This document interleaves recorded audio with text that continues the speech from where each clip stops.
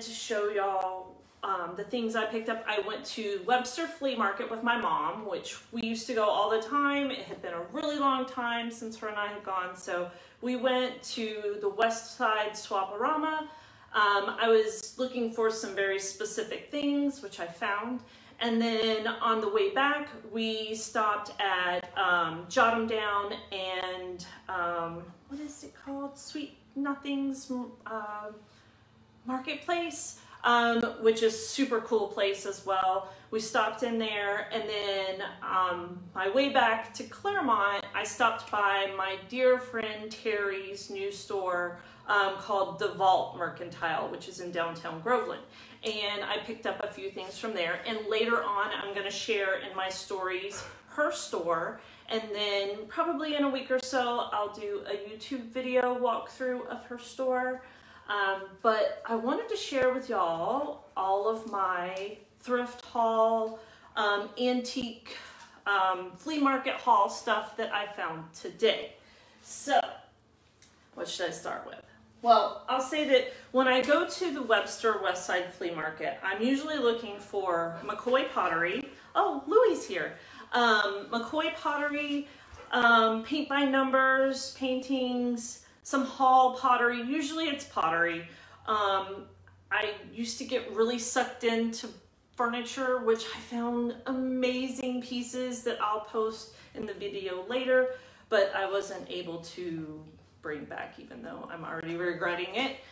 But as far as pottery, I found quite a few McCoy pieces. I don't know if you watched my stories in, while I was in Abilene, I had found a lot of this green McCoy pottery there, and I'm really, really into this. Not for my personal house, but only because it's a kitchen trend that's going on with glazed tile right now, especially over in Europe and with unattached kitchens. This is a huge, huge look in all the chateaus and European unfitted kitchens. This is a huge colorway. So I found two pieces of McCoy. The gentleman knew that I knew, so he said, I know you know what you're looking for and what you're looking at, so you know you're not gonna beat me up too much. But he gave me a deal. I also found this cute piece of McCoy that I've never seen before. I'm not sure if this, I thought this was cherry blossoms and the lady thought that it was dogwood. I don't know. I don't know that I'd know how to tell the difference, but another cute piece of McCoy. I'm gonna have these up later on my Etsy page. I revived my Etsy page. It's gonna be under the name Superlux Vintage. So these will probably be up in about 2 or 3 days. This is not McCoy, and it's probably fairly new, but I really liked this color. I'm also seeing this color a lot in vintage style kitchen makeovers. So this was a good find. It had 25 on it. I don't know anything about Cherokee pottery. It looks fairly new. He let me have it for $5. So it is super cute. It's a great retro color, but I'm also seeing this color in a lot of the European style cottage kitchens as well. I also found some uranium glass. I actually found quite a bit of it, but the seller at Webster knew what he had in the booth that had a lot of it. Don't Louie. So I really wasn't able to pick it up for a good deal. And funny enough, my mom said she didn't even know about uranium glass, which I don't know. If you don't know, it kind of just looks yellowy green, but it actually has a little bit of uranium in it, so it glows in the dark, and it makes beautiful showcase pieces. If you have a china cabinet, a mid-century modern china cabinet stacked full of these, and you can get a little black light to put in the case, it's super, super good display. So, oh, definitely not vintage, but I thought it was, I collect coffee cups. So this is a Starbucks New York City cup. I had never seen this one before. I just thought the little taxi cab and the little Starbucks logo was super charming, so I had to have it. And then I found these, and I'm not sure. I think these are Mackenzie Childs, or either they're Mackenzie Child knockoff. Like, these could very well be at Hobby Lobby, but the weight of this piece of metal is solid, where usually Hobby Lobby reproductions, this metal plate is super tinny and thin, and this is very solid. It does have a little chip right here, and this one is missing the screw, so I'm not sure. Plus, this, I don't think it's Hobby Lobby just because the hardware doesn't look right. It's Mackenzie Childs, or there's another similar look to Mackenzie Childs that didn't become as popular. But if anybody watching can identify these as either Mackenzie or whatever they actually are, please drop it in the comments. I would love to know. So let me get my, y'all, if y'all don't buy IKEA bags for thrifting or going to the flea market, you're totally missing out in life. I actually use these for everything. So next I went to Terry's store, the Vault Mercantile. And the reason it's called the Vault is it's in one of the historic banks in downtown Groveland. It's a beautiful building. It's had some renovations inside over the years that have kind of taken the quality, integrity of its historic nature away. But the vault door still remains, and inside of the vault is a really great selection of mantiques, which I love mantiques. There's old tools and just rusty good stuff that I love, so make sure y'all check that out. But I'll show you what I got today. I'm always looking for turquoise because my house is 1950s mid-century modern with a butterfly roof, so it's of iconic style of mid-century. And this piece is not, it is from Z Gallery, but it is definitely reproduction mid-century, maybe hinting a little towards post-mod, but it has a cute crackle finish. I think, let's see, it's regular price at Z Gallery was $24.95, and I honestly don't remember what I got it for, but probably around $5. It's really cool.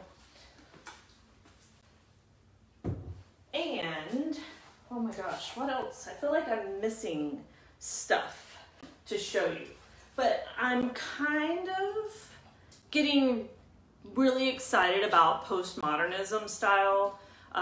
That whole 1980s Memphis style coming back in a big way, and I've definitely seen it for probably a year in home furnishings, but it's really starting to get a lot of traction and momentum in fashion. So I've been really paying attention to it. Of course, all the kids on Depop and all of those apps have been doing this for a while. So I'm behind the ball if you talk to a 20-year-old. But anyway, so I have really been crushing on the colorways of the 80s. And do y'all remember these necklaces? Oh my gosh, look at these colors. So when I get on like colorway binges. I think I've talked to y'all about that before. So right now everything is definitely all of these colors. Bright, happy, fun. So to go along with that, I found this at Terry's. This is Coconut Grove Arts Festival. How 80s is that? Isn't it amazing? So right now, everything, or I think for this week, everything at Terry's store, if it has a yellow dot, it's half off. So I got this for $11. And I love Coconut Grove, so this is definitely right up my alley. I'm gonna either list that up on Etsy or find a way to build a whole story around it with all of my 1980s colorway jewelry. And I have some vintage 80s clothes that I have coming in that I'll either post up on Instagram for sale individually or up on Etsy and Poshmark. But you'll never. Most of y'all will not understand this, but there is a lot of kids. Hi, Louie. Louie really likes this cat. Louie, can you nod? Down. This is another one that was half off of 30. And he's really big and he's got some cool detailing. And there will be a lot of 20-somethings that will love this cat. Louie's playing in the IKEA bag. So look for this. Probably gonna go up on my Etsy site in about a week. But I feel like the find of all finds today at Terry's store was this acrylic Butler. We kind of have the same nose. But look at this guy.